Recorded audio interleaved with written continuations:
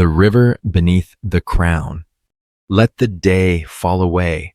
Close your eyes and step back through the centuries, away from the noise of the present, until the air smells of wood smoke and wet earth, and the only sound is the slow breathing of a river, and it winds through the land like a thread of silver drawn through green cloth, its current patient, carrying not just water but memory. This river has had many names: the Seine, the Marne, the Meuse, yet beneath those names, it has always been the same: a path, a witness, a mirror to the rise and fall of kings. Tonight, we follow its reflection back to the age when crowns were heavy with both gold and meaning, when a ruler's shadow could stretch from the edge of the Atlantic to the slopes of the Alps. It is the story of three dynasties: the Merovingians, the Carolingians, and the Capetians, bound together not just by history, but by something quieter, deeper, like an underground stream that feeds them all. The Merovingians stand at the river's source. They are the long-haired kings of legend, their right to rule as much a matter of myth as of conquest, in the half-light between fact and fable. Their beginning is told: a queen who walked the shore, a creature from the sea whose form was not entirely human, and the child born of that strange meeting, Merovec, the sea-born king. From him came the line that would gather the Frankish tribes into a single realm, ruling for centuries with a presence that was both earthly and sacred. But before their banners were raised, before their battles were fought, there was only the land. The first millennium was a time between worlds. Rome had fallen, its stone roads and villas still scattered like bones across the countryside, yet no new empire had yet taken its place. The forests were thick and patient, the fields were narrow and curved by the hands that worked them. Villages crouched close to rivers for both safety and sustenance, their wooden halls ringed by low palisades. In these places, people spoke of kings as they spoke of the weather, distant forces that shaped their lives, but whose true nature was known only by rumor. In the evenings, when the hearths glowed and the wind pressed softly against the shutters, the old stories were told, stories of kings whose hair was never cut, for to do so would strip them of their power, of queens who could see the turning of fate as one sees the shadow of a hawk crossing a field, of treasures guarded by oaths older than the churches now rising on the hills.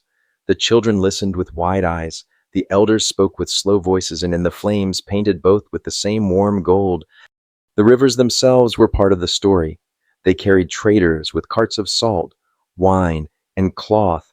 They carried messengers bearing the king's seal. They carried soldiers, sometimes homeward, sometimes to the edge of the known world, but they also carried whispers of wars brewing beyond the horizon, of alliances made and broken, of kings who were more shadow than man. Somewhere along one of these rivers, in a timbered hall smelling of oak and smoke, a Merovingian king sits upon a carved chair, his long hair braided with gold thread. Around him, warriors stand with their shields resting on the floor, their eyes fixed on the man whose bloodline is said to be touched by the divine. A bishop is present, his robe heavy with embroidery, his words a reminder that this crown is blessed not just by birth, but by God. Yet outside, in the marketplace, the people still make small offerings to the spirits of the earth and water, for old beliefs do not die in a single generation. The king rules both realms, the Christian and the pagan, in a delicate balance that keeps his power whole. This is the beginning of the story we will follow. We will walk with the Merovingians as they rise, hold, and slowly lose the grip on their crown. We will watch as the Carolingians take their place, led by men whose ambitions are cast in iron and whose reach spans an empire. And we will stand with the Capetians, the patient builders of a monarchy that will endure for centuries, layering France's identity stone by stone. Yet what we seek is not just the sequence of reigns. We seek the unbroken thread, the blood, or the idea of it, that flows through them all. It may be nothing more than a shared legend. It may be something older, something real, hidden in the folds of genealogy and the silence of cloisters, but it is there, like a current beneath the river's surface, pulling the story onward. The night is deepening. Mist begins to gather above the water, softening the edges of the trees, erasing the far bank. In that whiteness, shapes begin to move, a rider crossing the shallows, a boat slipping past without sound, a figure on the shore, watching with the patience of centuries. These are not ghosts, they are memories, set loose by the telling. We step closer to the water. Its surface trembles with the reflection of the moon, broken now and then by the leap of a fish or the passing of something unseen. The air is cool against the skin, carrying the scent of damp earth and distant wood smoke. Somewhere beyond the bend, there is a sound faint but distinct. It is the slow beat of hooves on a hollow road. The sound comes nearer, bringing with it the first breath of a story that will span empires. Tonight, we begin at the river's edge. The water will guide us, its course leading from the days of the sea-born king to the last echo of his bloodline in the high courts of France. We will follow the current through golden halls and shadowed corridors, through the clamor of battle and the hush of council, through what is written and what is only whispered. And when we reach the sea, we will know not only what this bloodline became, but what it has left behind. For now, stand still. Listen. The hoofbeats are close enough to feel in the earth. Somewhere in the mist, a crown is being carried toward us, and with it, the weight of 1,000 years. Before a kingdom can be drawn on a map, it must exist in the bones of the land, long before the Merovingians stitched their rule into the fabric of Europe. The soil already carried the memory of many footstepped Romans, Gauls, traders, farmers, wanderers whose names are now as lost as the wind. The air here is thick with layers of time, each season pressing its weight upon the next until they lie together like leaves in the forest floor. The year could be any between the fall of Rome and the rise of the first great Frankish kings. Empires have collapsed, leaving their stone skeletons scattered across the countryside, a broken bridge still holding a shadow of its arch over a narrow river. A road so straight it feels unnatural, its surface pitted and moss-filled, yet still guiding travelers who do not remember who built it. Rivers shape everything. They are the arteries of the land, carrying grain and gossip, timber and treaties. The Marne runs soft and slow, a silver thread binding villages like beads on a necklace. The Seine winds in great, deliberate curves, cradling market towns in its bends. The Meuse flows with a sharper tongue, quickened by its stony bed, its banks lined with alder and willow, whose roots grip the earth like old hands. In spring, the rivers swell with meltwater, their surfaces alive with drifting branches and the reflections of cloud-broken sunlight. In winter, they tighten into glassy resolve, thin veils of ice forming in the shallows where fish hover in the dim light. Beyond the rivers, the forests hold their ancient council. Oak and beech stand tall and silent, their trunks wide enough for a man to disappear behind. The canopy filters daylight into a green twilight, where moss grows thick on fallen logs and deer move as soundlessly as shadows. Some clearings are natural, their grass bright with wildflowers in summer. Others have been made by human hands, ringed with cut stumps where the trees once stood. Hunters know these woods, the secret tracks of boar, the calls of birds that warn of strangers, the feel of the air when a storm is coiling on the horizon. The fields are smaller than those of later ages, their shapes bent by the lay of the land and the stubborn memory of the soil. Narrow strips of barley, rye, and emmer wheat sway under the wind's patient hand. Flax blooms in pale blue haze near the edges, while beans and peas climb simple trellises in kitchen gardens. Hedgerows mark boundaries, not with walls, but with life hawthorn, blackthorn, and briar, their blossoms giving way to berries and thorns. The land yields what it can, and the people take it with care, for they know how quickly fortune can turn to hunger. Villages crouch close to these fields, clusters of timber houses with thatched roofs sloping low against rain and wind. Each has its own rhythm, the clang of the blacksmith's hammer, the steady rasp of a handsaw, the laughter of children chasing dogs between the houses. At dawn, smoke rises from every hearth, carrying the smell of bread, porridge, and damp wool drying by the fire. By evening, the sounds soften: a mother singing to a baby, the low murmur of men sharing ale, the quiet scrape of a knife shaping wood into something useful. Yet the land is not only marked by what is alive, it is haunted by what has been left behind. Roman villas stand in ruin, their hypocausts once clever systems for carrying heat now filled with earth and roots. Fragments of mosaic floors still gleam faintly after rain, their colored tiles forming pieces of forgotten patterns. An archway, half swallowed by ivy, frames nothing but sky. To some, these ruins are curiosities. To others, they are places where the old gods still linger. Paths and roads crisscross the countryside, each telling its own story. The straight roads of Roman design cut through the land with a sense of purpose, linking towns and forts. But there are older paths, winding and uncertain, worn by centuries of hooves and bare feet. These are the tracks that lead to sacred groves, hidden springs, or places where market fairs are held once a year under the watch of both saints and spirits. Travelers move between these worlds, merchants with carts full of salt or wine, monks carrying relics and letters sealed in wax, soldiers returning from far-off borders with dust still clinging to their boots. To the north, the sea breathes inland. Its scent of salt and kelp reaches the field, and gulls drift on the wind above plowed land. The coastline shifts with storms and tides, reshaping itself with the seasons. To the east, hills rise with iron in their bones, their slopes covered in heather and pine. To the south, vineyards cling to stone terraces, their grapes small but rich, pressed into wine that travels farther than those who made it. And always, the people shape themselves to the land. They build where water is near, but not so near as to flood in spring. They plant according to the moon, harvest according to the sun, and pray according to both. In some villages, the church stands at the center, its small bell calling the faithful to prayer. In others, the old oak in the square is the true gathering place, its roots tangled deep in both soil and story. It is a land poised between past and future, where the memory of empire still hums faintly in the stones, and the idea of kingship is only beginning to take root in the minds of the people. Here, alliances are as important as harvests, and a promise can be as binding as a wall.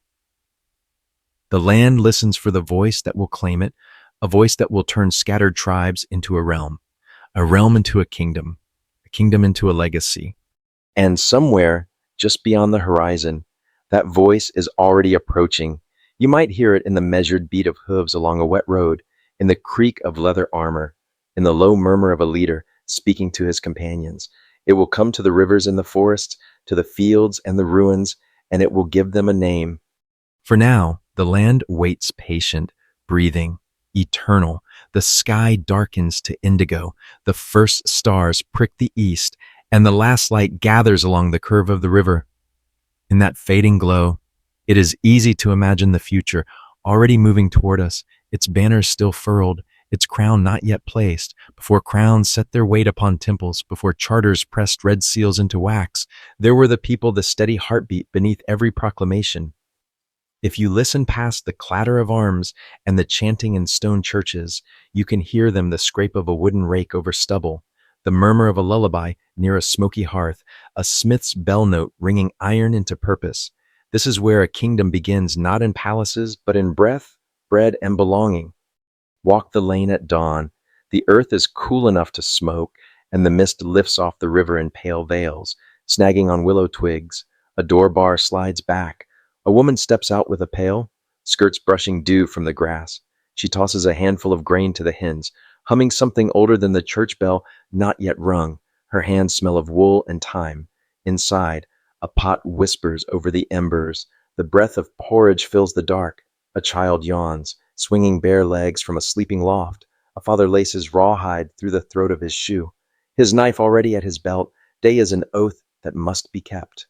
These are the Franks, still a gathering of tribes more than a nation, yet kin to one another, the way rivers, though apart, share the same rain. They live close to wood and water, close to horse and ox, close to each other. Houses lean in a ring around the common, low and warm, their walls of wattle and daub gilded by smoke and winter sun. Long houses breathe many lives at once. Family, servants, and cattle, even tools sleeping under rafters black with years of telling. At one end, the hearth, the small republic where judgment is suspended each evening until bread and ale decree peace. Honor is their second skin, A man's word can purchase safety or summon a feud, and the law, harsh but precise, measures injury in weights of silver called weregild. Not all lives balance the same scales. The highborn are dearer in coin than the poor, and yet even the lowliest can name a price for wrongs done to body or bone. Oaths take shape on relics and on swords. Witnesses stand like pillars. Memory is a ledger written on the tongues of elders. In a world where parchment is rare, a people become their own archive. Their faith is a woven thing. In the valley's stone chapel, a priest lifts a small bell, and Latin echoes like birds startled from a tree. But in the hedgerow's shade, an old woman knots red thread, and no one calls it treason. Children trace crosses on doorframes. Mothers hang sprigs of rue and yarrow. Fathers bury iron nails at the threshold to snag whatever ill wanders by. The saints have arrived and taken their seats, but the older guests have not been asked to leave.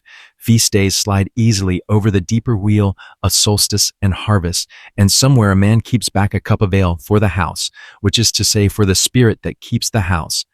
War and work are seasons, not opposites. The same hand that coaxes barley from a difficult field can heft an ash spear without ceremony. Shields lean by doors like umbrellas in wetter ages.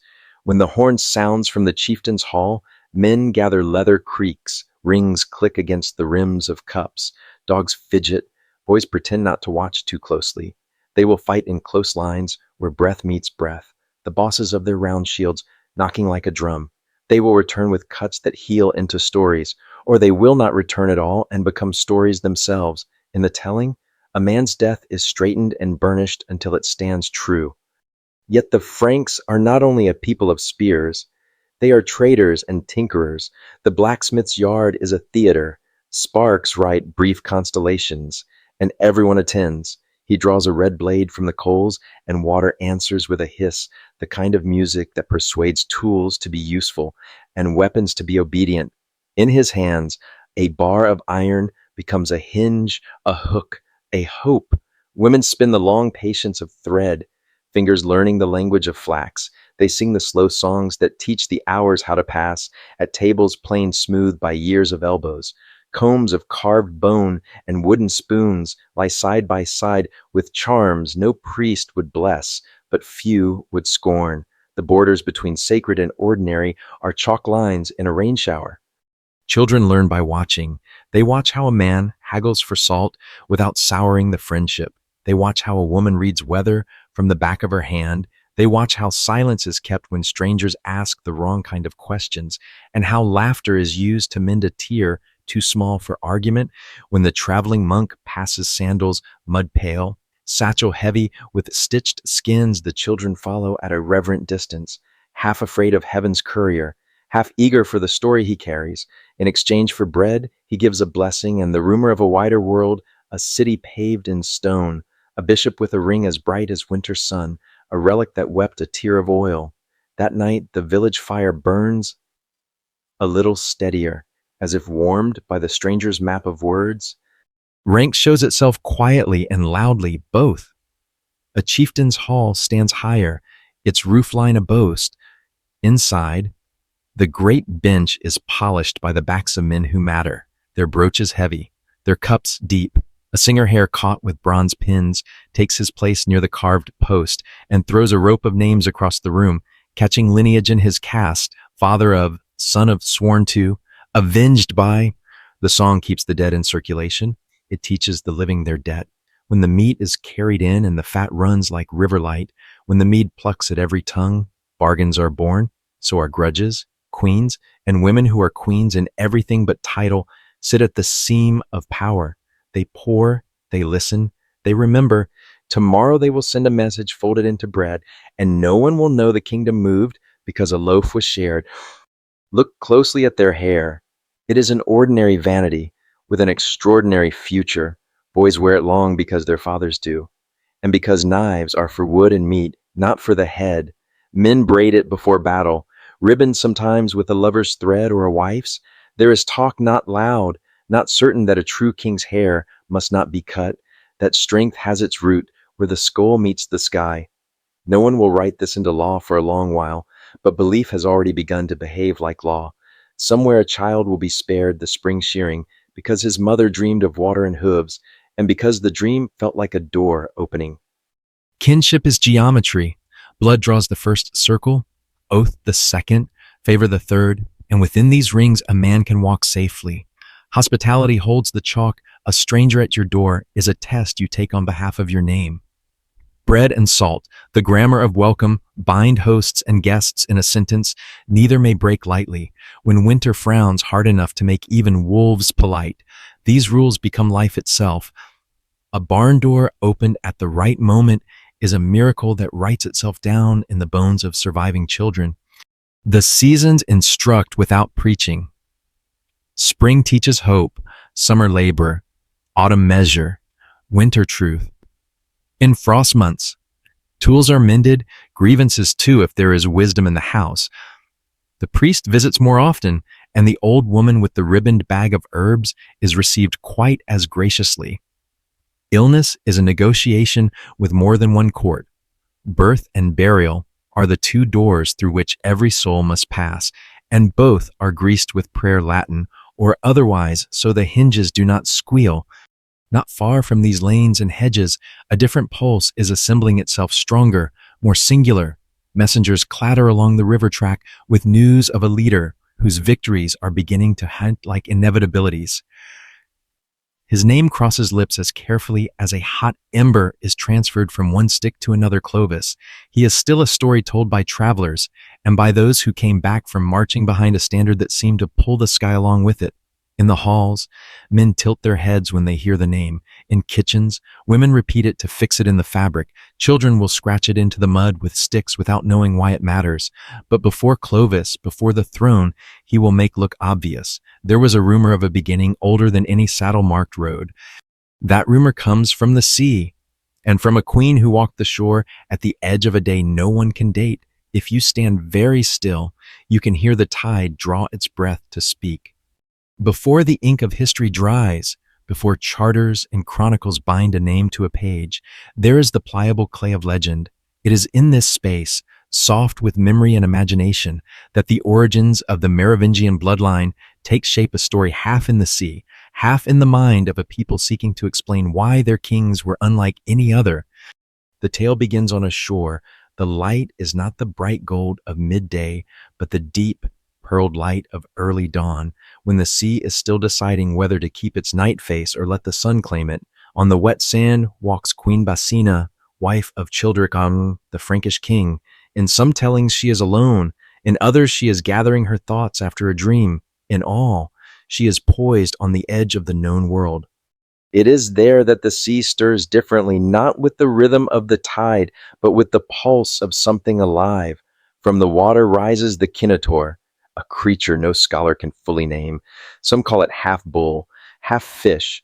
Others imagine it as a god in an older disguise, one whose form bends to the need of the story. The meeting between queen and creature is told with a certain reserve, as if the chroniclers knew they were touching something too dangerous to name plainly. From this encounter, they say, came Merovec the sea-born, the child with blood, both human and touched by the divine. For the Franks, the story did more than explain a name. It sanctified a line. If a king's father was not wholly of this earth, then his right to rule was more than human law could grant. It was woven into the order of the world itself. This belief would ripple through the reigns of Merovec's descendants, the kings whose unshorn hair was not mere vanity, but the outward sign of an unbroken gift. Yet legends do not stand alone. The bloodline claimed its roots in Clovis, the great-grandson of Merovac, who would weld the Frankish tribes into a single kingdom and bind it to the Christian world. Clovis's baptism, in the chill waters of Reims, is its own origin story, the warrior king laying aside the favor of old gods for the blessing of the new, anointed with oil said to have descended from heaven in the beak of a dove. It was a moment that cast the dynasty not just as rulers, but as instruments of divine will. Still, older currents ran beneath.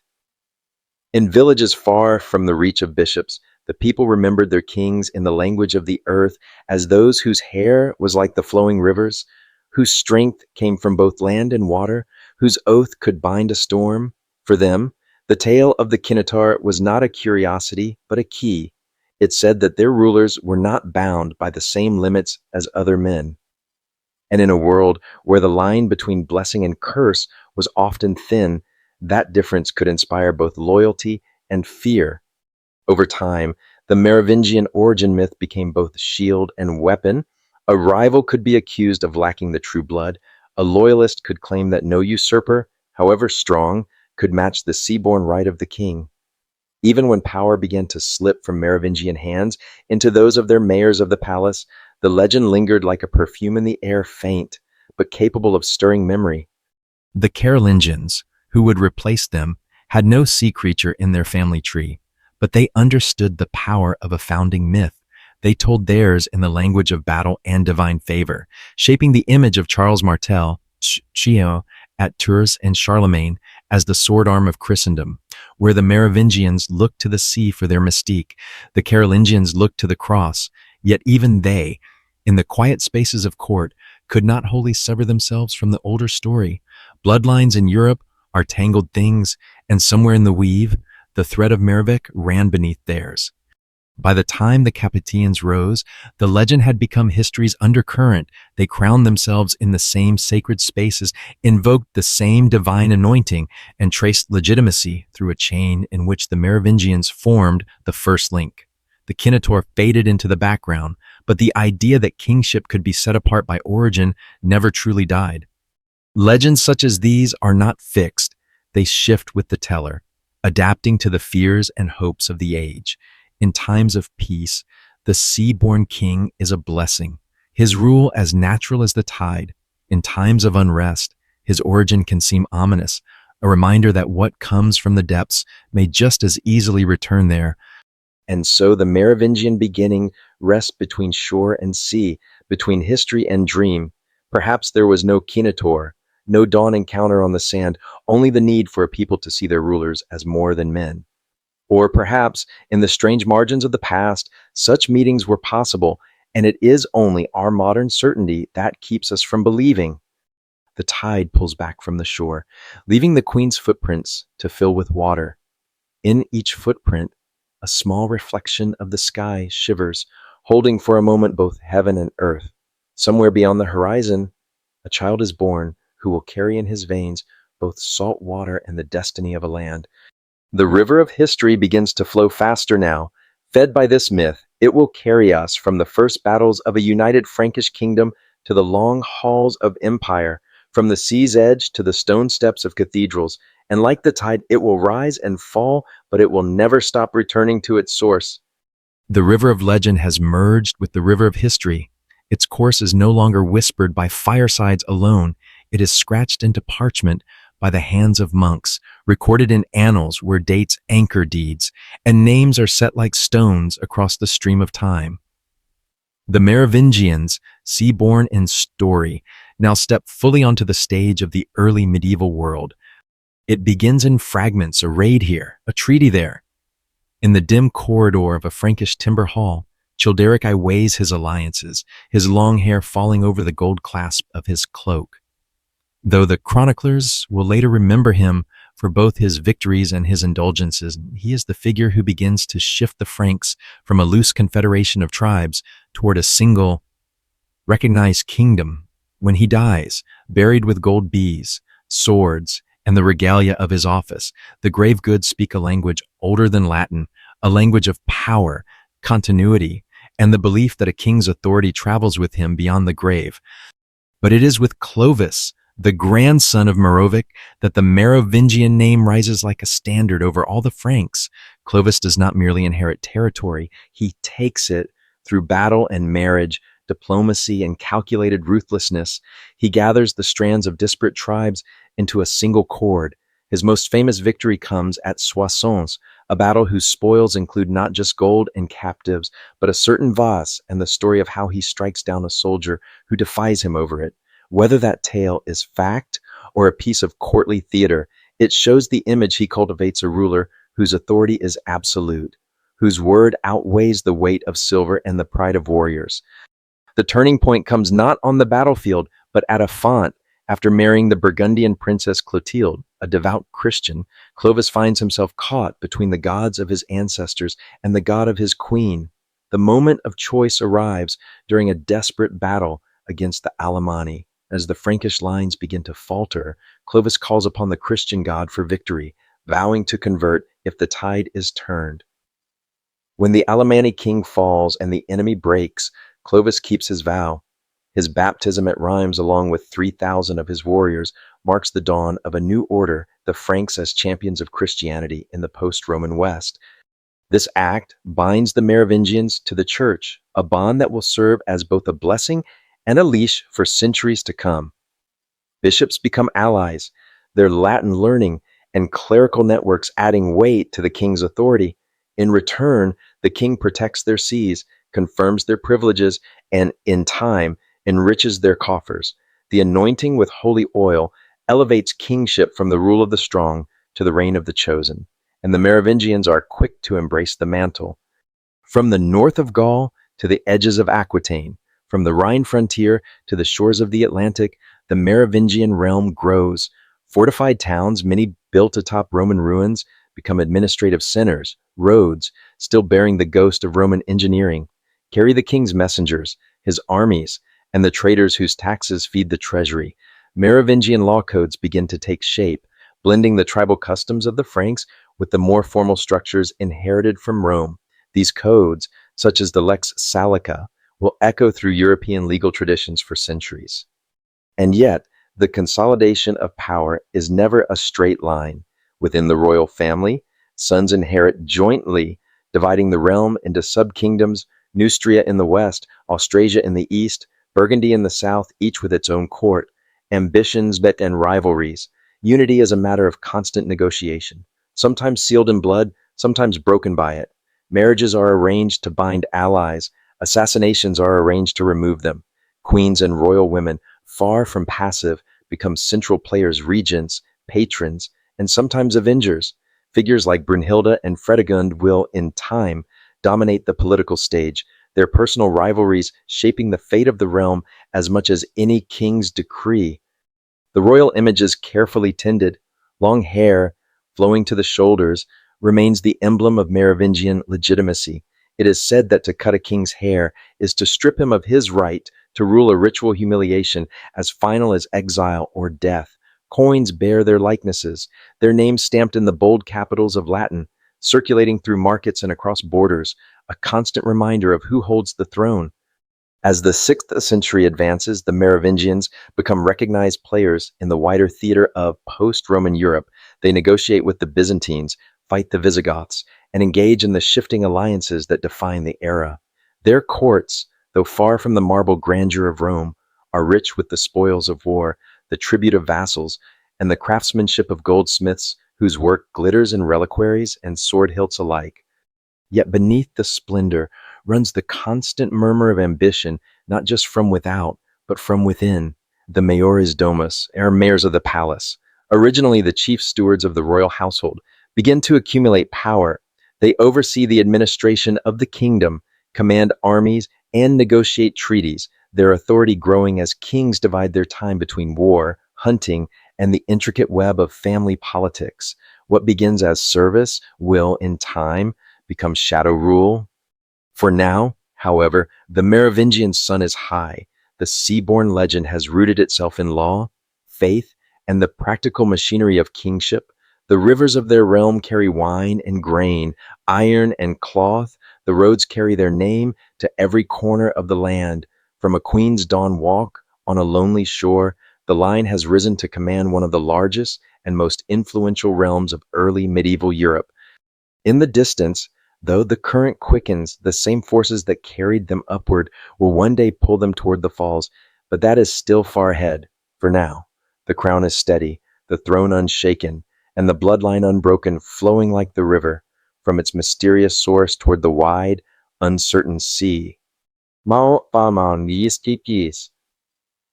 Merovingian court in its height is a world apart, not in the sense of isolation, but in its ability to bend the world toward itself. From the green banks of the Seine to the winding streets of Metz, from the vineyards of Burgundy to the marshlands of the north, the rhythm of life beats to the slow drum of royal will. Messengers ride out with wax-sealed orders. They return with tribute. Petitions fought, and a news from the edges of the realm. All of it flows toward the king like rivers to the sea. To step into the royal hall is to step into a theater of power. It is not a marble basilica like those of Rome, but a long timbered space, its beams dark with smoke, its floor strewn with rushes, sweetened by herbs. Light spills in from narrow windows and the open hearth in the center, casting a glow over shields hung on the walls and the gold-threaded cloaks of the king's companions. The air smells of resin, meat, and the faint tang of beeswax from candles. Every detail speaks not only of wealth, but of its deliberate display, each brooch, each carved post, a sentence in the language of rule. The king sits on a high seat at the far end, beneath a canopy embroidered with beasts and vines. His hair falls in the long, deliberate waves that mark him as anointed by both tradition and God. Around him stand warriors with polished shields and swords, whose hilts gleam like trapped sunlight. Bishops in fine linen move among the courtiers, their voices low, their influence unmistakable. At the king's feet, a scribe scratches at a parchment, setting down words that will outlive the men who speak them. Here, politics is played with the patience of a chessboard and the sharpness of a drawn blade. Marriages are arranged to knit the realm together. Alliances are sealed over cups of wine and broken with the same ease. Lords from the provinces kneel to offer gifts, silver from the mines, silks from traders who have come across mountains and seas, relics said to have belonged to saints whose names are older than the kingdom itself. In return, they receive charters confirming their lands, or the king's promise to ride to their aid should trouble stir. Beyond the court, the realm hums with its own prosperity. Markets swell at the crossroads of old Roman roads and river ports. Merchants from Lombardy, Aquitaine, and even distant Byzantium lay out their goods fine glass, bolts of cloth dyed in impossible colors, spices that smell of lands beyond imagining. Gold solidi and silver deniers pass from hand to hand, bearing the likeness of the king and reminding even the humblest buyer whose authority makes the market possible. In the countryside, the cycle of sowing and harvest is steady, secure under the king's peace. Manor lords oversee their lands, collecting rents in grain or labor, while peasants tend strips of wheat, rye, and oats that ripple under the wind. In the clearings, vineyards climb the slopes, their grapes pressed into wines prized across the realm. In the forests, royal hunts bring together nobles and warriors in a show of skill and camaraderie, and in the quiet exchange of news and ambition away from the ears of the court. The church, too, flourishes under the Merovingians. Monasteries rise along river banks and in secluded valleys, their cloisters humming with the steady labor of prayer, study, and the copying of manuscripts. Benedictine discipline shapes the daily life of monks and nuns, but local traditions seep in, blending Roman order with Frankish earthiness. Some abbots wield influence equal to that of dukes, advising the king and managing vast estates. Relics draw pilgrims from across the realm, and with them come offerings that enrich both the church and the nearby towns. Art in the Merovingian world wears the dual faces of inheritance and invention. From Rome come the forms, the arch, the mosaic, the basilica plan. From the Franks come the patterns interlacing beasts, spirals that echo river currents, the glitter of garnet and gold in cloisonné work. Swords and brooches are not only weapons and fastenings, but statements of identity, each one a small proclamation of status and taste. The grave of a noblewoman might hold not only fine jewelry, but a weaving sword, a measure of the life she ruled over in both beauty and necessity. The king's justice, too, is a presence in this golden age. The Lex Salica, written and revised under Merovingian authority, travels with the royal envoys. It sets fines for crimes, protects property, and records the intricate values of human injury and honor. A broken bone, an insult, the theft of a pig, each has its price, paid in coin or goods, preventing blood feud where possible and binding the realm in a shared code. Though justice is not equal for all, the value of a life varies by status. The very existence of such law marks a step toward stability, rare in the post-Roman West. In this height of their power, the Merovingians stand as the unchallenged rulers of a vast and varied land. From the coasts of the Atlantic to the forests beyond the Rhine, their influence reaches into every hall, church, and market stall. Their banners fly over armies that march in disciplined ranks. Their coinage rings in the purses of foreign merchants. Their name carries weight in the courts of other kings. Yet even in the golden light, shadows are cast. The division of the realm among heirs plants seeds of rivalry. The growing influence of the mayors of the palace begins to tilt the balance of power. And in the quiet halls of monasteries, chroniclers write not only of the king's victories, but of the sins and scandals that may one day weaken the crown. For now, the Merovingians sit at the center of a carefully woven web, political, spiritual, and symbolic. The river of their rule runs full and clear, fed by the streams of faith, law, and wealth, but rivers change, and even the broadest current can begin to split, its waters drawn away into new channels. Far beyond the court, a child is born into a noble Frankish family, a child whose descendants will one day claim the throne itself. The current, though still strong, has begun its long, slow turn toward the next age. The Merovingian world is one where faith and symbol weave themselves into every thread of life, binding the sacred to the everyday in a tapestry that both unites and defines the people. Here, belief is not merely a matter of Sunday worship. It is the air in the lungs, the blessing over the bread, the amulet tied above the doorway, the way the king's hair falls like a river over his shoulders. To understand their symbols, one must first stand in their churches. They rise from the earth like solid prayers, some simple timbered halls with walls washed in lime, others stone basilicas echoing the shape of Rome's legacy. Inside, light spills through narrow window, falling across frescoes of saints and martyrs. The altar is a place of focus, but the eye is drawn, too, to the reliquary, a gilded box or carved crystal that holds a relic of bone, a fragment of cloth, a vial of oil said to have touched a saint. These relics are not mere curiosities. They are considered conduits of power, and their presence can sanctify a space, protect a community, or inspire the loyalty of a people. In the villages, belief is a blend of the old and the new. A man will cross himself before stepping into a church and leave a sprig of yarrow on the windowsill to ward off illness. A mother will bring her baby to be baptized in the cool basin of the font, then tie a red thread around the infant's wrist to keep away the mal de ojo, the evil eye whispered about since before Christ's name was known in these lands. Feast days of saints often merge with the older rhythms of solstice and harvest, the blessing of fields and the lighting of midsummer fires, carrying both Christian liturgy and pagan echo. At the highest level of belief stands the king himself.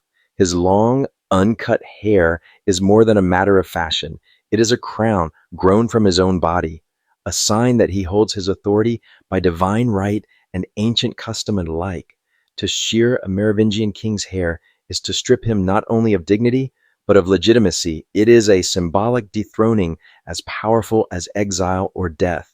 This tradition becomes so strong that deposed kings are often tonsured, sent to monasteries where their shorn heads proclaim their fall as clearly as any proclamation. The anointing of kings is another ritual heavy with meaning. At the coronation, the sacred oil, in later centuries said to have been brought by a dove from heaven itself, is applied to the king's head and hands. This act binds him to his people and to God, making rebellion against him not merely treason, but sacrilege. It is an idea that will endure through the Carolingians and Capetians, shaping the very notion of kingship in Europe for centuries. Symbols of faith are everywhere. The sign of the cross is traced not only over brows and chest, but over fields, over bread before cutting, over the threshold before a journey. Carved crosses mark the edges of roads where travelers pause to murmur a prayer for safe passage. In the halls of the powerful, tapestries and wall paintings depict biblical scenes, their characters dressed in the garb of the court, as if to remind all that sacred history flows seamlessly into the present. Yet not all symbols are sanctioned by the church. In quiet corners, charms of bone or bronze are worn under tunics, inscribed with runes or simple marks whose meanings are older than Latin letters. A warrior may carry a small stone from his home river into battle, believing it will call him back alive. A woman may stitch certain patterns into the hem of her gown, their shapes meant to knot the thread of fate in her favor. These talismans are rarely spoken of openly in the presence of priests, but neither are they entirely abandoned. The Carolingians, inheriting the throne, will shape these symbols to their own image. They will take the anointing ritual and entwine it more tightly with papal blessing, drawing Rome's spiritual authority into their own. Their banners will bear the cross more boldly. Their coinage will proclaim Christ alongside the king. They will emphasize the king as defender of the church, a sword raised in the service of heaven. The Capetians, in turn, will refine the visual language of kingship into something almost liturgical. The fleur-de-lis, a stylized lily, will emerge as their emblem, linking the dynasty to purity, to the Virgin Mary, and to a sense of divine favor as delicate and enduring as the flower itself. Coronations will grow into grand spectacles at Rennes, where the sacred oil, preserved in the Sainte Ampoule, will be brought forth in procession, connecting each new king to a line that claims the blessing of heaven itself. Throughout all these dynasties, the belief remains that symbols are not decoration, they are the visible threads of an invisible order. A crown is not merely gold, it is the weight of an idea. A relic is not bone or cloth, but a bridge between worlds. A king's hair is not keratin and growth, but the living banner of his right to rule. And for the people, these symbols shape the very way they understand their place in the realm. To kneel before the altar is to kneel within the order of heaven and earth. To wear a charm is to acknowledge that unseen forces walk alongside the visible. To see the king pass in procession, hair shining, relic before him, banner above him, is to glimpse the pattern into which all lives are woven. In this way, belief is not simply taught, it is enacted daily, with every gesture, every blessing, every visible sign. It is the script by which life is lived and by which the great bloodline of Europe writes itself into both history and the hearts of its people. Far in the distance, however, a different kind of symbol is rising, not born of sacred oil or ancient hair, but of political necessity, the quiet authority of the mayor of the palace. Soon, another emblem will begin to matter more than the crown itself. No kingdom, however ancient its blood or sacred its crown, exists alone. The Merovingians and the dynasties that follow them are bound in a constant web of alliances and enmities, some written in marriage contracts, others in the dust of battlefields. The story of their reign is as much about who stood beside them as who stood against them. In the early Merovingian age, the Frankish kings looked both outward and inward for allies. Among their closest partners are the bishops and abbots who control the spiritual heart of the realm. These men, literate in Latin and connected to a far-reaching ecclesiastical network, are indispensable. They can rally the faithful to the king's cause, frame wars as holy, and lend moral authority to royal decrees. In return, they receive land grants, protection, and a place in the inner councils of power. Yet alliances with the church are not without tension. A bishop loyal to the king in one generation may become a rallying point for opposition in the next, especially if royal policy threatens church privileges. The relationship is a dance close, interdependent, but never without the subtle pull of competing loyalties. Outside the realm, the Merovingians contend with an array of neighbors, each with its own ambitions. To the south, the Visigoths hold sway over much of Hispania and southern Gaul. Early clashes between Franks and Visigoths are fierce, culminating in battles where Frankish cavalry meets the disciplined Gothic infantry. The victory at Vouillé in 507, a triumph for Clovis, brings Aquitaine under Frankish control, but also sets the tone for centuries of rivalry between the heirs of the two peoples. To the east lie the Alemanni and the Thuringians, tribal confederations whose loyalty is won as often by marriage as by conquest. A Frankish princess might be wed to a Thuringian prince to secure a border, only for the alliance to unravel upon her death or the rise of a new ruler with different ambitions. The fluidity of these bonds means that today's ally may be tomorrow's raider, and tomorrow's enemy, in turn, may become the indispensable partner in a future war. The Burgundians, occupying a strategic swath of land along the Rhone, are another crucial piece on the political board. Sometimes they stand as partners, their royal houses intermarrying with the Franks. Sometimes they are obstacles, resisting Frankish expansion into their fertile valleys. The marriage of Clovis to Clotilde, a Burgundian princess, is a masterstroke of alliance, one that brings not only political advantage but also the influence that leads to Clovis's fateful conversion to Christianity. Further afield, diplomacy stretches across mountains and seas. Envoys travel to the Lombards in Italy, exchanging gifts and pledges of peace. Contacts with the Byzantine Empire bring both prestige and delicate balancing acts. The Franks may accept titles and honors from Constantinople, but they guard their independence fiercely. The Byzantines, in turn, see the Franks as both potential allies against common foes and dangerous rivals for influence in the post-Roman West. Within the Frankish realm itself, alliances are even more intricate. Great noble families, especially those in Austrasia and Neustria, wield power that rivals the kings in their own territories. To keep them loyal, the crown grants lands, titles, and positions, particularly the office of mayor of the palace. What begins as a role in managing the royal household grows into a position of real political command, controlling armies, collecting revenues, and negotiating treaties. Over time, some mayors of the palace, such as the powerful Pippinids, will overshadow the kings they serve, shaping the course of the realm without wearing the crown.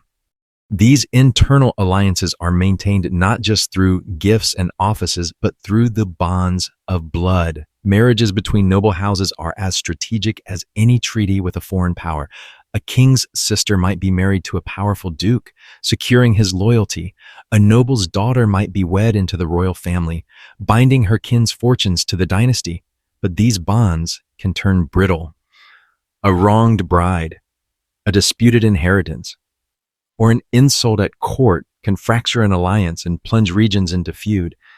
The Carolingians, when they rise from the ranks of mayors of the palace to kingship itself, inherit this tangled web and use it to their advantage. Charles Martel builds his power not only on military victories, but on a careful cultivation of allies, securing the loyalty of warrior nobles with grants of land taken from the defeated. Charlemagne will expand this network to an imperial scale, marrying into Lombard and other noble houses, forging bonds with the papacy, and establishing vassal relationships with rulers across Europe. For the Capetians, the strategy shifts again. Their early power base is smaller, concentrated around the Ile-de-France, so they lean heavily on alliances with powerful dukes and counts, sometimes by peaceful means, sometimes by patient pressure, sometimes by outright war. Marriage ties to the houses of Anjou, Champagne, and Burgundy weave the Capetians into the broader fabric of French nobility, ensuring that their blood and their influence flows far beyond their immediate domain. Allies bring stability, but rivals keep the realm sharp. The presence of strong neighbors forces each dynasty to refine its military, to strengthen its castles, to maintain a treasury capable of funding both defense and ambition. The constant push and pull between alliance and rivalry shapes the political landscape as surely as rivers shape valleys. Yet beneath all the treaties, all the handshakes and sealed parchments, lies a quieter truth. Every ally is a rival in waiting.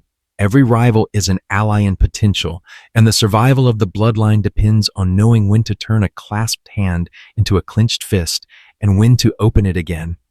Beyond the next hill, banners move against the horizon. Friend or foe, only time and the turning of fortunes will decide. Power has two faces. One is carved in stone and stamped in coin, the visible power of crowns, seals, and armies. The other is a shadow, moving behind the throne, speaking in closed rooms, carried in the murmur of a servant's voice or the unguarded glance between two nobles.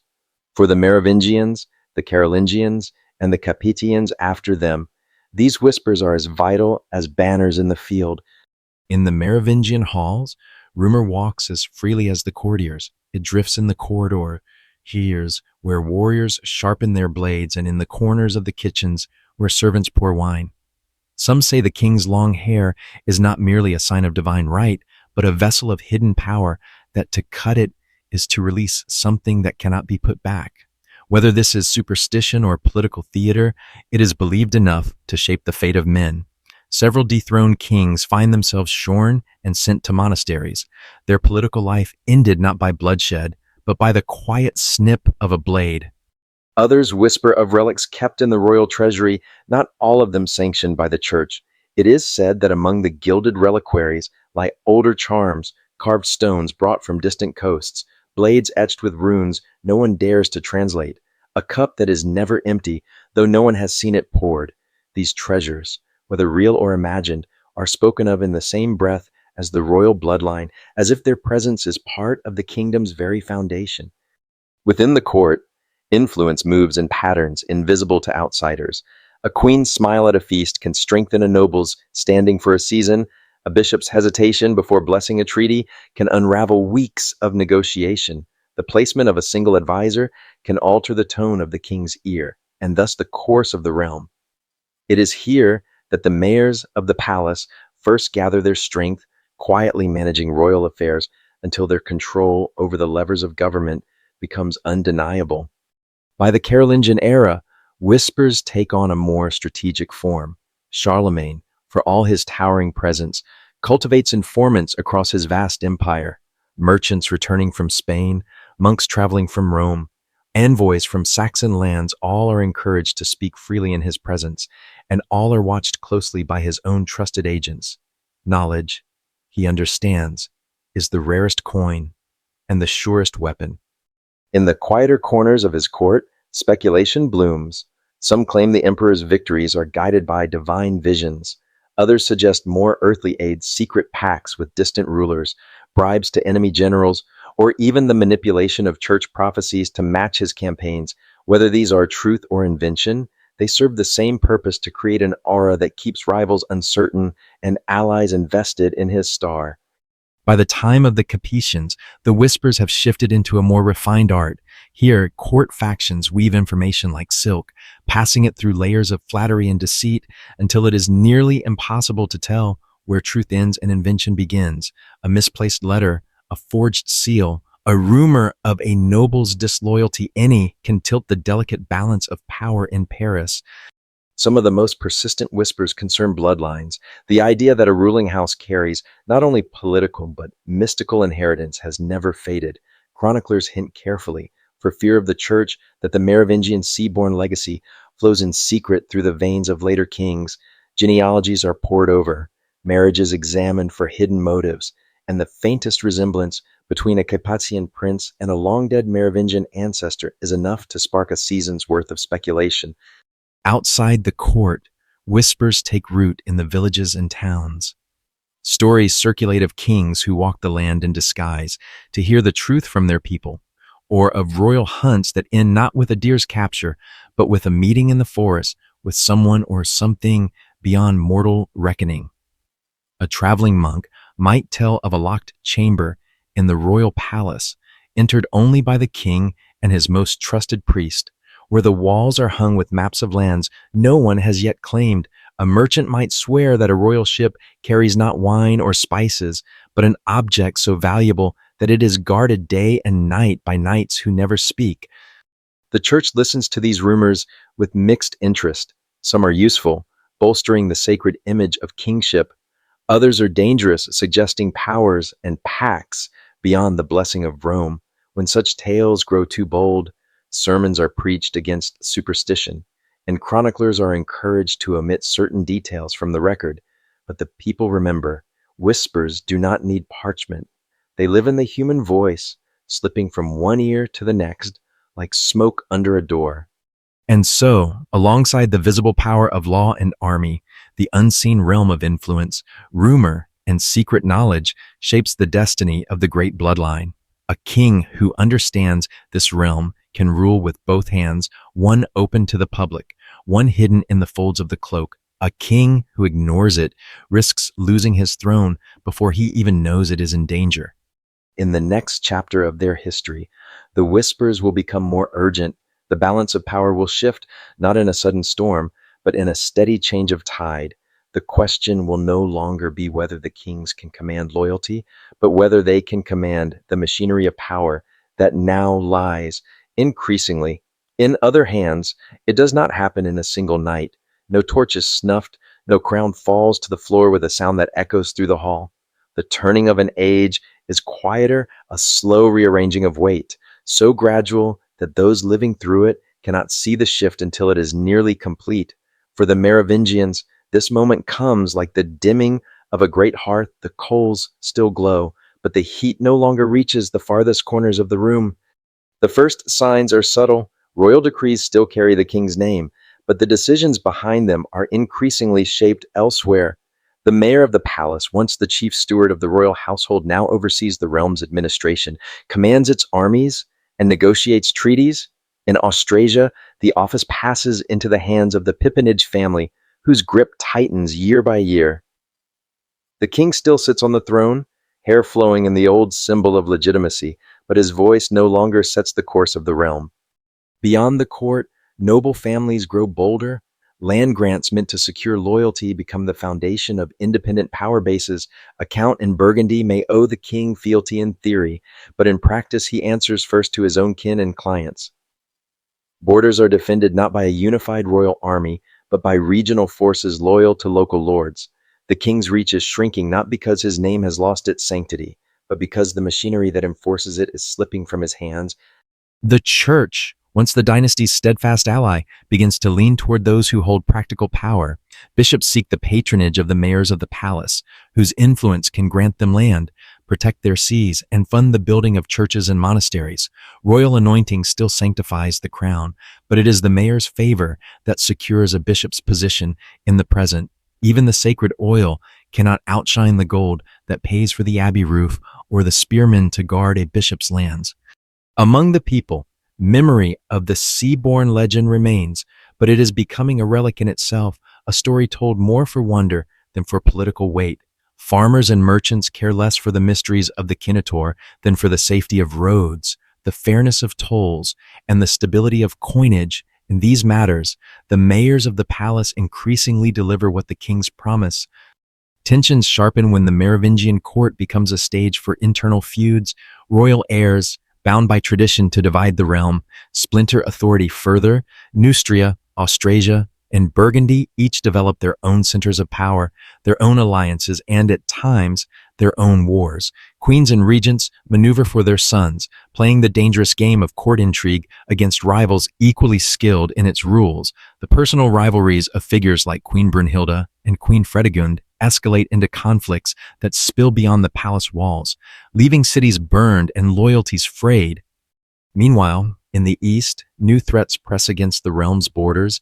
The Saxons raid from the north, the Lombards from across the Alps, and the rising power of the Umayyad Caliphate to the south sends ripples of alarm through Christendom. Each challenge demands swift, decisive action, and increasingly, it is the mayor of the palace, not the king, who answers. The Carolingian ascendancy begins here, in the quiet usurpation of function. Pippin of Herstal, as mayor of the palace, wields more authority than the king he serves. After his death, his illegitimate son, Charles Martel, will make that authority undeniable, leading armies to victory at Tours and securing the realm from external threat, while the Merovingian kings fade into ceremonial shadows.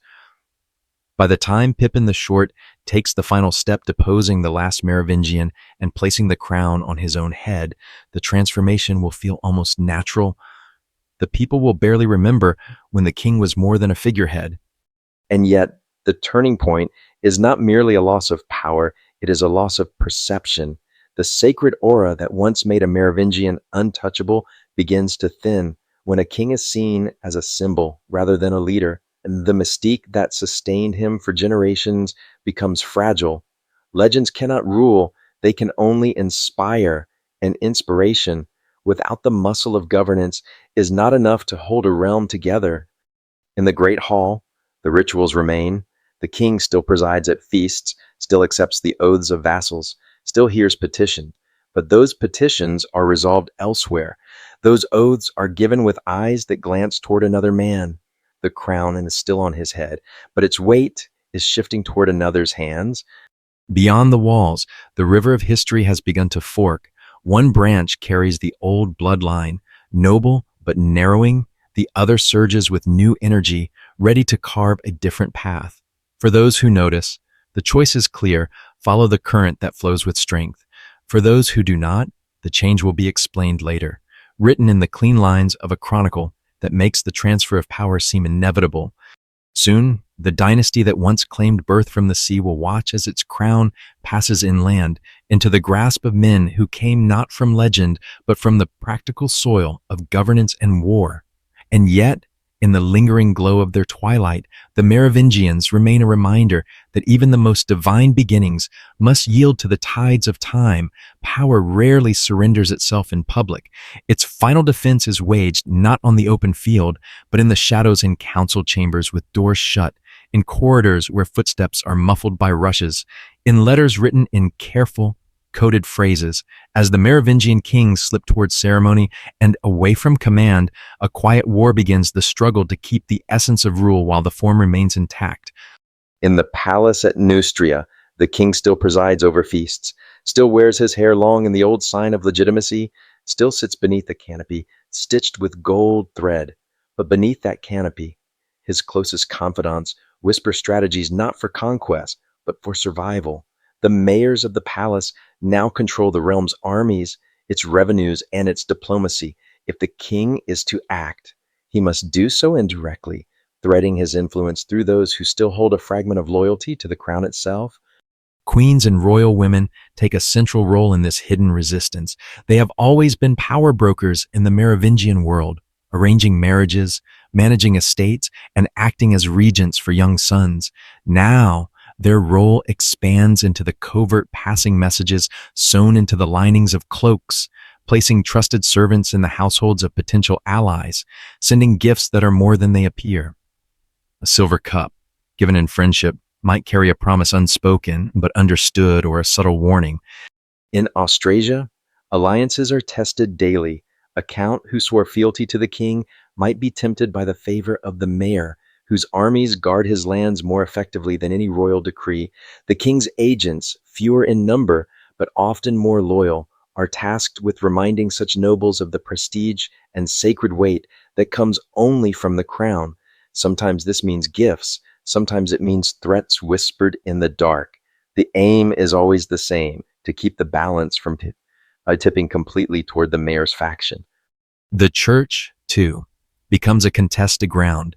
Bishops who once saw the king as their primary patron are courted by the mayors of the palace with land, protection, and promises of influence in synods.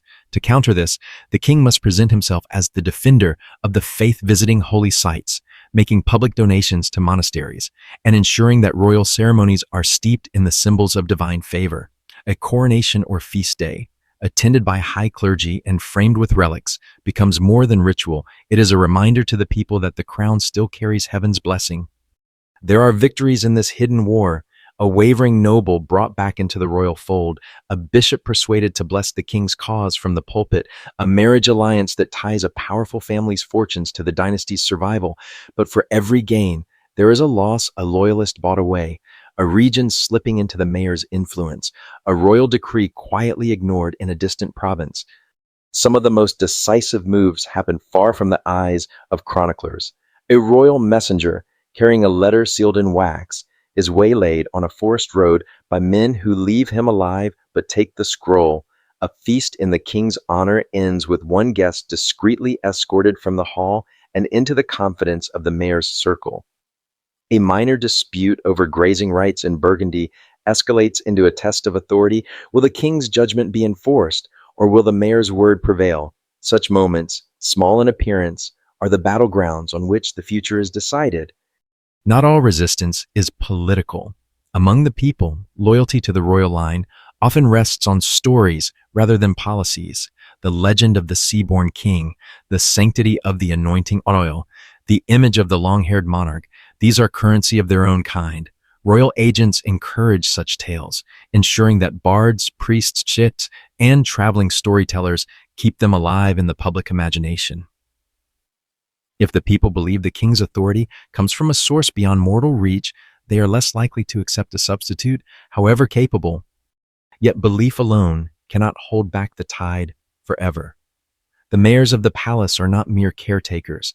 They are rulers in all but name. Their victories against external enemies, their ability to command loyalty through wealth and land, make them the practical choice for those who value stability over tradition. The crown's resistance, no matter how skillful, begins to resemble a siege within its own walls, holding firm for now, but with supplies dwindling and the enemy encamped in every direction.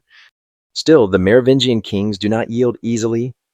In private councils, they speak of turning the tide, of forging unexpected alliances, of reclaiming military command through loyal generals, of using the sanctity of coronation to force the mayors into public submission. Each plan carries risk. Each misstep could bring the quiet war into the open, where the crown may not survive the confrontation. And so the hidden struggle continues, a game of patience and positioning, of words chosen as carefully as a sword strokes, of victories measured in inches rather than miles. Those who lived through it may not see its full shape, but later generations will look back and mark this as the twilight of the Merovingians, the moment when power no longer wore the crown openly, but moved in its shadow, waiting for the day it would step into the light. That day is drawing nearer. The next move will not be a whisper in a corridor or a gift passed in secret. It will be the decisive moment when shadow steps forward and the last light of the old dynasty begins to fade. The end comes not with the clash of armies at the gates, but with the quiet formality of a change already decided long before. By the mid-8th century, the Merovingian crown has become a symbol without substance, a relicate worn in procession. Its authority acknowledged in word, but not in deed. The kings are still anointed, still seated on their thrones, in the great halls of Neustria and Austrasia, still presented to the people as the living embodiment of the realm. But the true governance of the Frankish kingdom rests in other hands.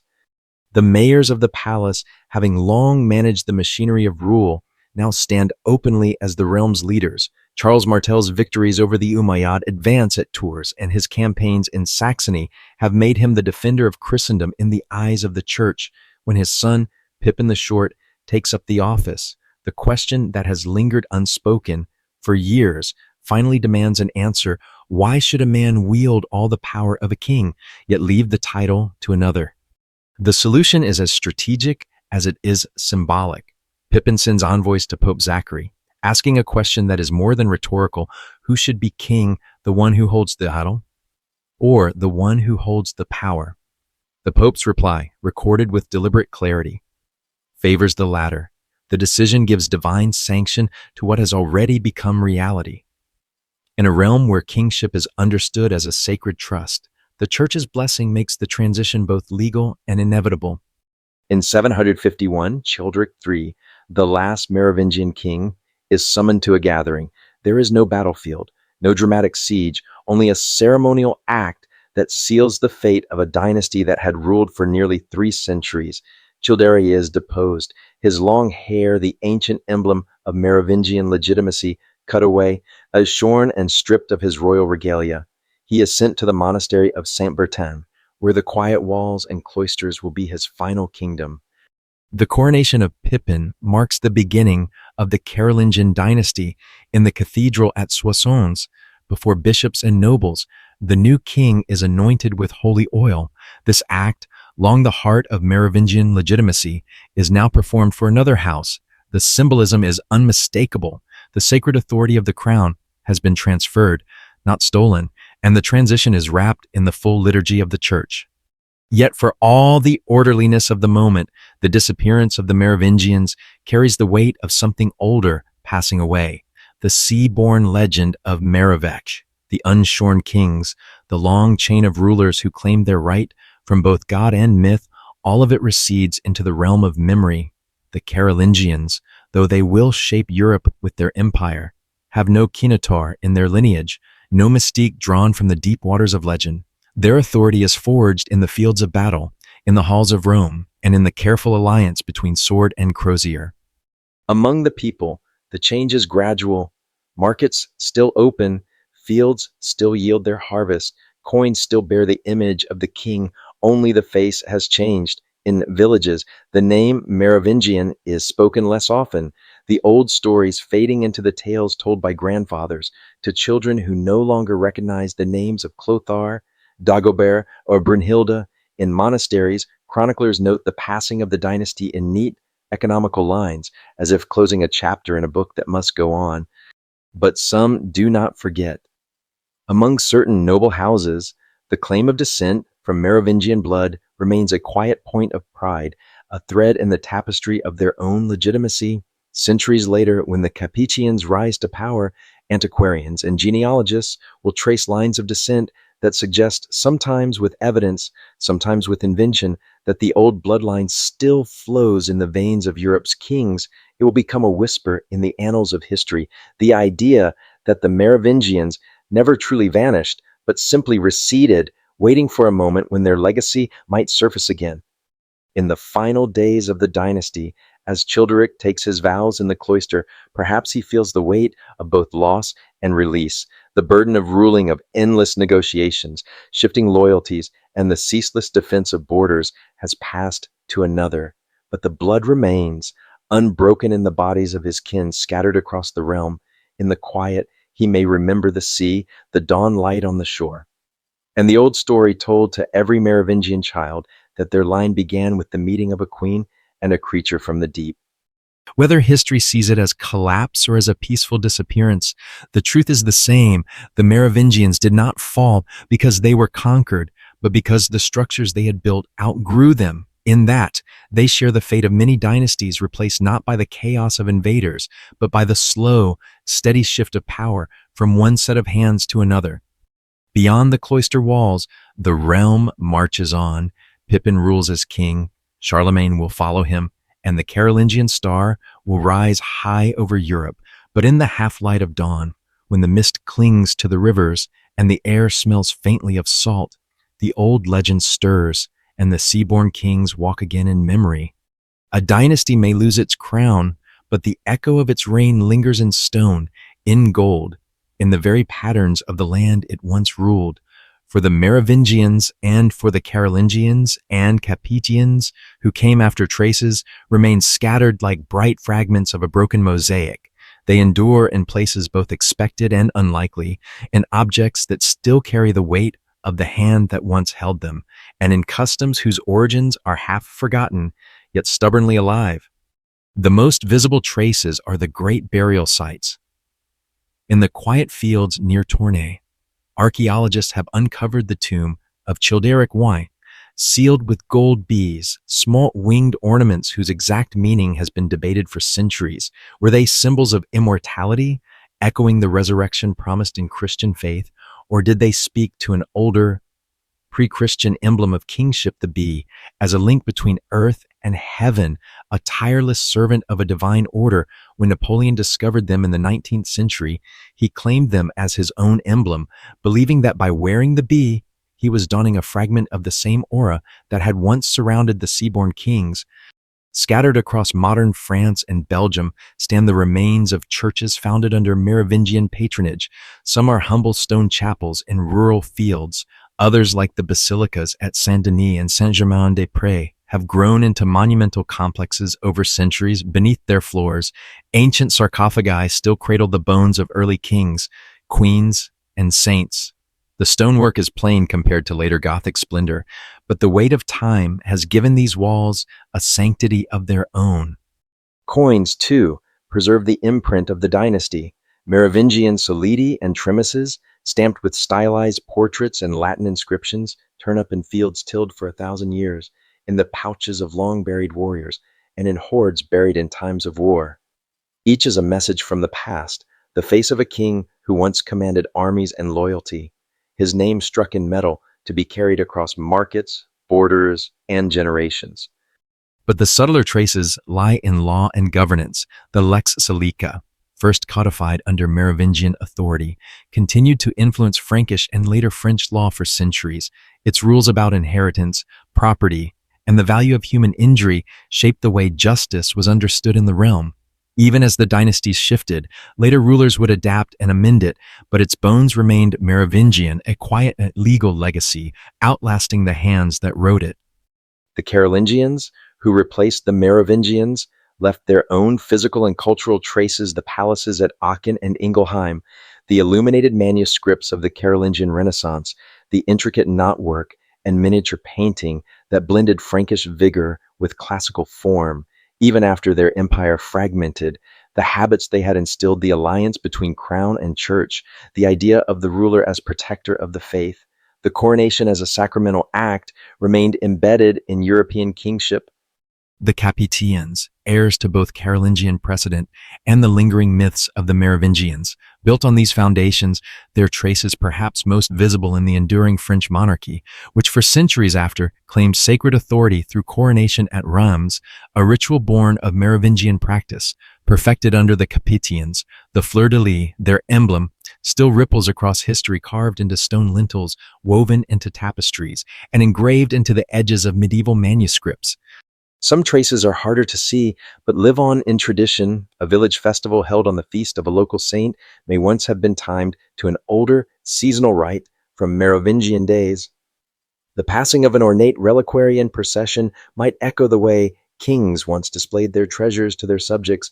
Even the idea that a ruler's legitimacy is strengthened by a visible connection to the divine, whether in the oil of anointing, the relic carried in battle, or the sacred banner unfurled at coronation, has roots reaching deep into these dynasties.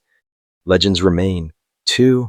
Some say that the Merovingian bloodline never truly ended, that it branched into noble houses who kept their descent quiet, weaving it into marriage alliances and claiming its inheritance in whispers rather than proclamations. Such tales, often embroidered in later centuries, would resurface whenever a new ruler sought to legitimize himself by tracing his ancestry to the mysterious kings of old.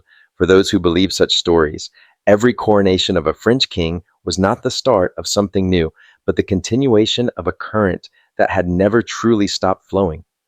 And then there are the intangible traces, the way the French crown came to see itself, not just as a political office, but as a sacred trust, the sense that the kingdom's unity depended not only on law and sword, but on the mythic prestige of its ruler's blood. That sense, part history, part belief, part theater, is a Merovingian gift to all who came after. Time has a way of scattering the remnants of a dynasty, yet in certain places the air still holds a hint of their presence. A chapel where a king once knelt before battle, a stretch of river where a royal barge passed under banners, a carving on a weathered stone that, once seen, cannot be forgotten. These are the traces left behind, fragments that, when gathered, sketch the outline of a story far larger than any single reign. And just as the past leaves its mark on the present too reaches back.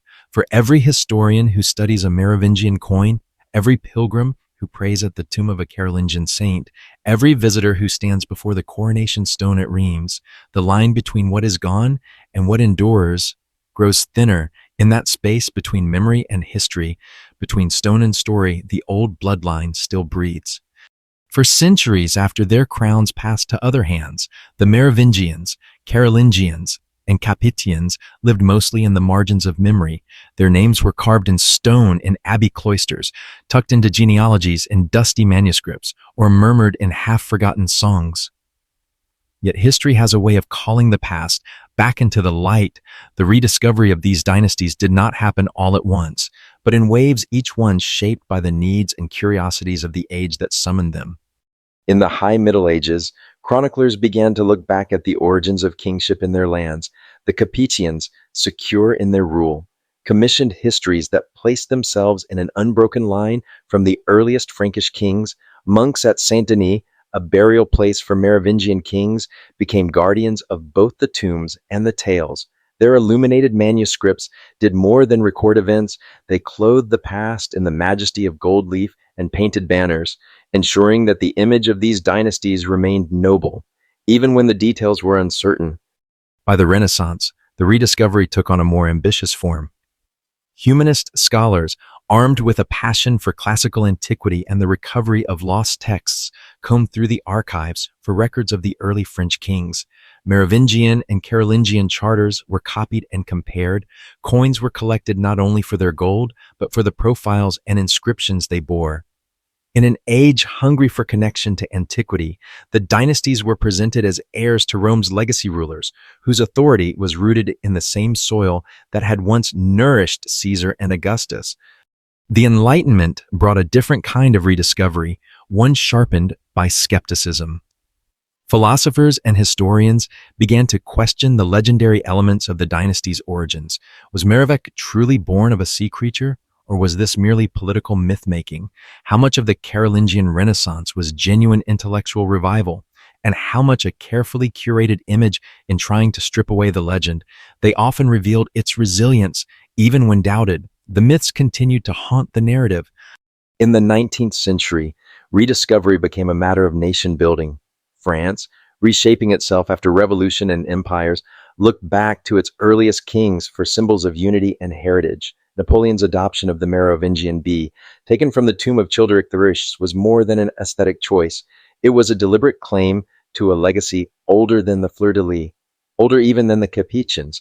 Historians and novelists alike mined the dynasties for inspiration, producing works that blended scholarship with romanticism. Victor Hugo, though more concerned with the medieval cathedral than the early Frankish court, nonetheless fed the public's appetite for the grandeur and mystery of the past.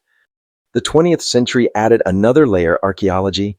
Excavations of royal graves, palaces, and churches brought the material world of the dynasties into sharper focus.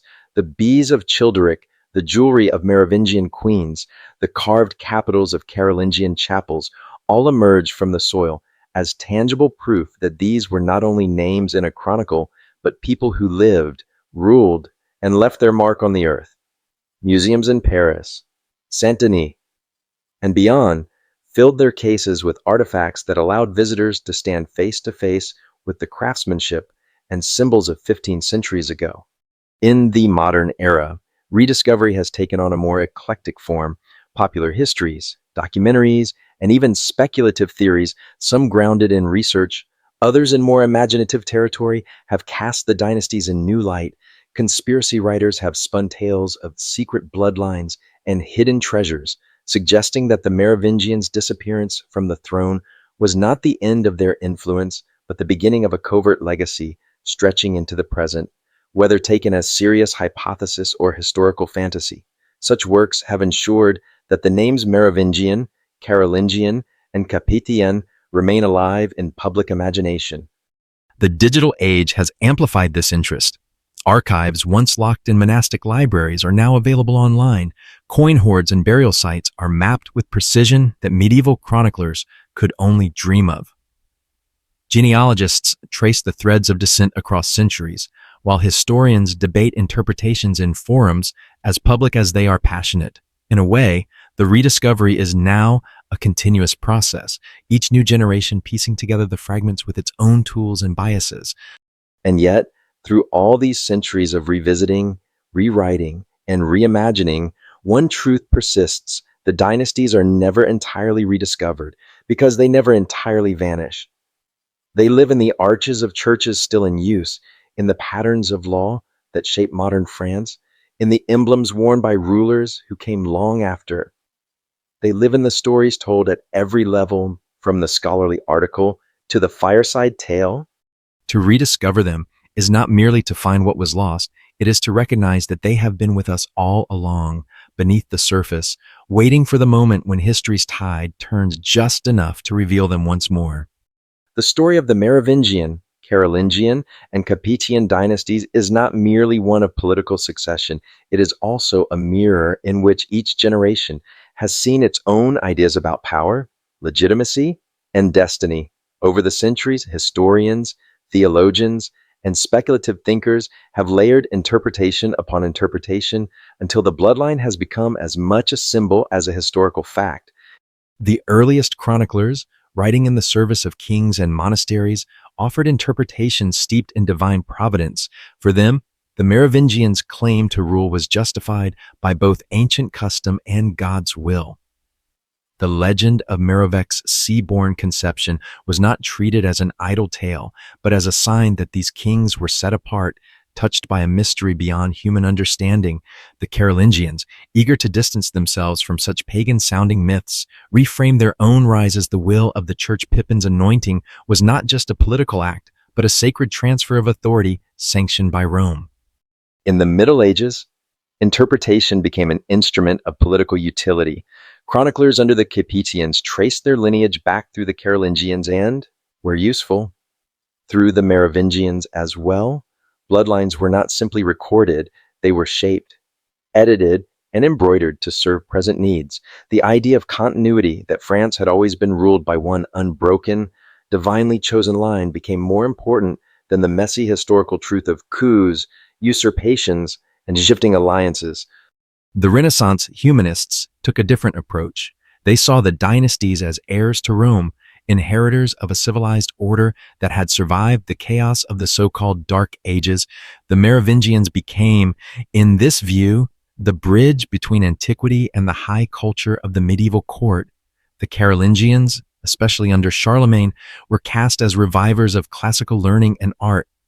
This was an interpretation that valued the dynasties not for their myths, but for their role in carrying forward the light of civilization. The Enlightenment, with its skeptical gaze, stripped away much of the romance. Voltaire and his contemporaries dismissed the sea-borne origin of the Merovingians as political invention, a piece of propaganda designed to awe an illiterate populace.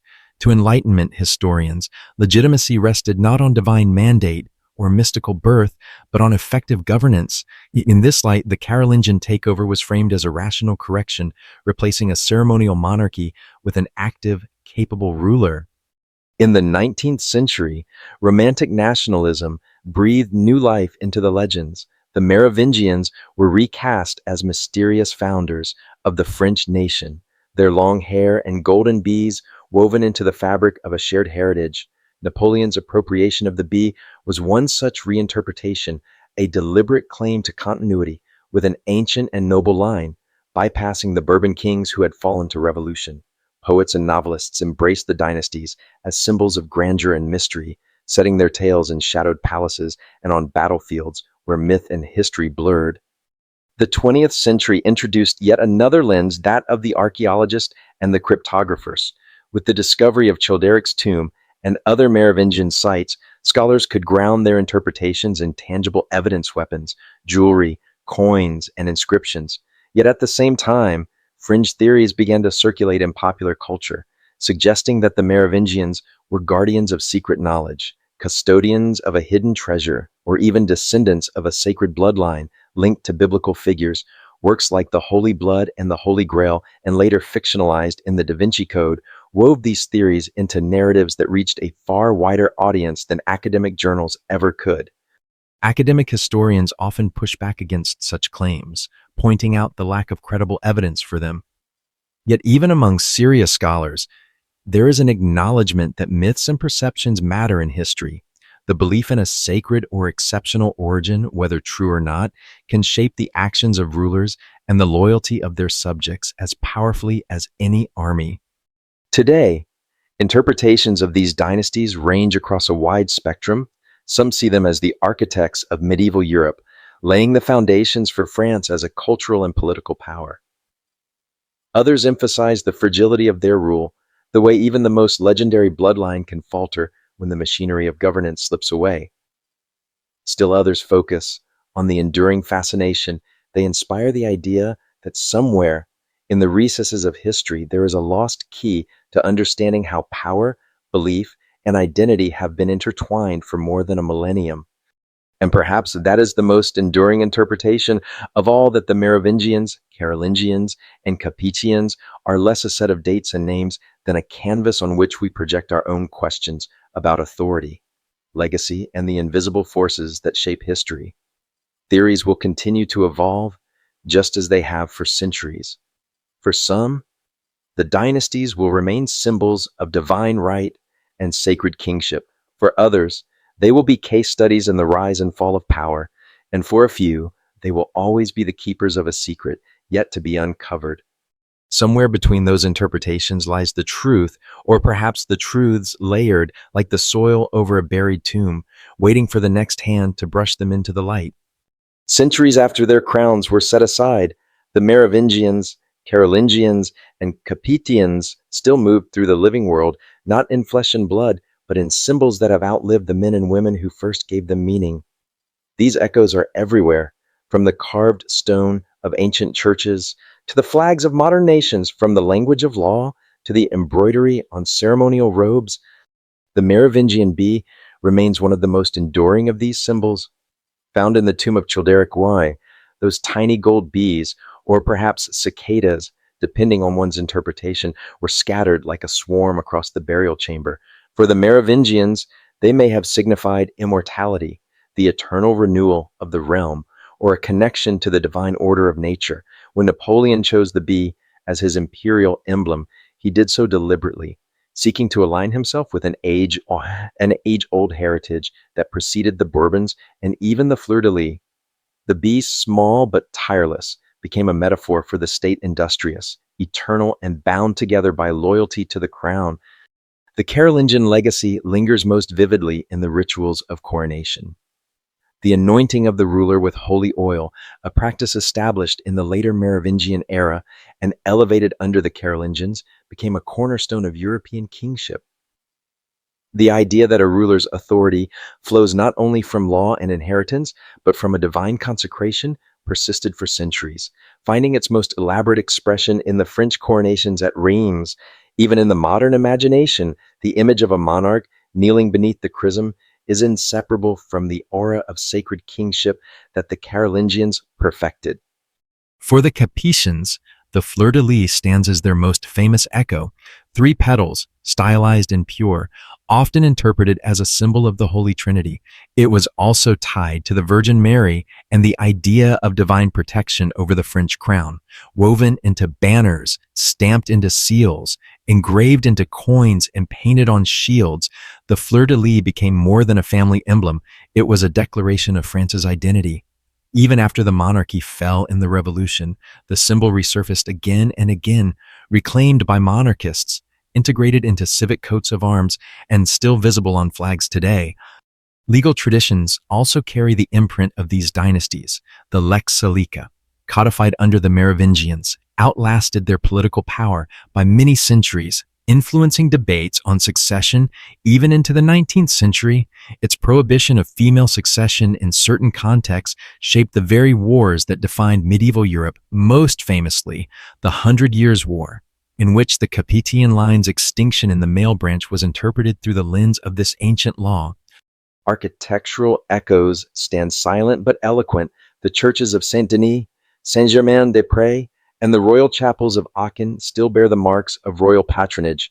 In Saint-Denis, the necropolis of French kings, the tombs of Merovingian and Capetian rulers lie in sculpted repose beneath stained glass windows, a continuous lineage carved into stone. Even when the reality was fractured by coups and dynastic shifts, visitors walk among these effigies and feel the presence of centuries layered in marble and shadow. Cultural memory holds smaller and quieter echoes. A village festival timed to a saint's feast might once have been a royal day of commemoration. A heraldic device in a provincial coat of arms might trace its origin to a gift granted by a Carolingian or Capetian king. Old proverbs, as steadfast as the bee to its hive, the king's hair is the kingdom's strength, survive in regional dialects. Their meanings dulled, but their origins still rooted in the age of these dynasties. In literature and art, the echoes are often more dream than document. Romantic painters of the 19th century imagined Merovingian kings with flowing hair like streams of gold, their courts shrouded in mystery and candlelight. Poets wrote of Charlemagne's empire as a golden age when faith and chivalry walked hand in hand. Capetian queens were depicted as near saints, their crowns gleaming against the soft radiance of painted halos. Each image, though shaped by the artist's own time, reinforced the idea that these dynasties were more than rulers, they were archetypes. Even in politics, their symbolic legacy can still be summoned. Modern leaders, when seeking to project authority, have borrowed language and imagery rooted in these dynasties. To stand in the coronation cathedral of Reims, to invoke the name of Charlemagne, or to display the fleur-de-lis is to tap into a reservoir of cultural memory that still carries weight. Symbols, once set in motion, have a way of outlasting the circumstances that created them. The echoes remain because they have adapted. The bee became an imperial emblem for Napoleon, the fleur-de-lis a motif in civic heraldry, the coronation ritual a pageant for national unity. Each time the symbols were reborn, they carried with them the faint scent of the centuries, a whisper of the sea-born kings, the warrior emperors, and the kings anointed in the shadow of cathedrals. And so the dynasties walk beside us still, not as figures of flesh, but as signs we see without always knowing their origin. The flutter of a banner, the curve of a golden petal, the hum of a bee, these are the footsteps of a vanished line, marking the present with the memory of what once was. The night is deep now, and the long corridors of history lie quiet. The torches have burned low in the halls where kings once feasted. The banners hang heavy in the still air. If you listen closely, you might hear the faintest echo of footsteps, not the hurried stride of battle, but the measured pace of ceremony, of processions that moved with the dignity of centuries. The Merovingians pass first, their hair flowing like rivulets of gold down their cloaked shoulders, eyes fixed on a horizon that seems to shimmer with salt and foam. Behind them, the Carolingians stride in armor gleaming under a pale cathedral light, their brows furrowed with the weight of empire, and in their train, the Capetians crowned in the fleur-de-lis, robes whispering over stone floors, their hands raised in blessing over a realm they believe will last forever. One by one, they fade into the shadowed distance until only the symbols remain: a golden bee resting on the palm like a piece of sunlight, a delicate fleur-de-lis traced into the corner of a parchment, a crown suspended in the air between candlelight and darkness. The sea-born legend stirs again in the silence. Some say it was never more than a story, a queen touched by a creature from the deep, her child marked for greatness, but in the deep of night, truth and legend lie closer than we think. Perhaps the Kinotaur still swims beneath the tides, its shape hidden in the silver folds of the water, carrying with it the memory of the first king it placed upon the shore. Above the sleeping land, the moon hangs like an ancient seal, casting a pale glow on rivers that once carried royal barges, on meadows where banners once rippled in the wind. The same constellations look down as they did in the days of Merovingian, of Charlemagne, of Hugh Capet, silent witnesses to the turning of crowns from one brow to another. Time has carried their empires away, yet their story has not ended. It lingers in stone and parchment, in the worn steps of cathedral aisles, in the language we speak, in the laws we inherit. It lingers in our fascination with the hidden with bloodlines that seem to move unseen beneath the surface of history, like rivers beneath the earth. And so, as you drift towards sleep, imagine walking down a long gallery lined with tapestries. Each one glows faintly in the candlelight: a battle by a riverbank, a coronation beneath vaulted arches, a queen's veil lifting in the sea breeze, a bee's golden wing catching the sun. The further you walk, the softer the colors become, until they dissolve into the threads themselves, and the gallery fades into darkness. In that darkness, the bloodline rests, not gone, never gone, but folded into the fabric of the present, quiet as a heartbeat, steady as the tide. And if you close your eyes, you might feel it still, passing from age to age, crown to crown, story to story, until one night the whispers return, and the kings walk once more beneath the moon. Sleep now. The sea is calm, the torch is low, and the halls of history are waiting.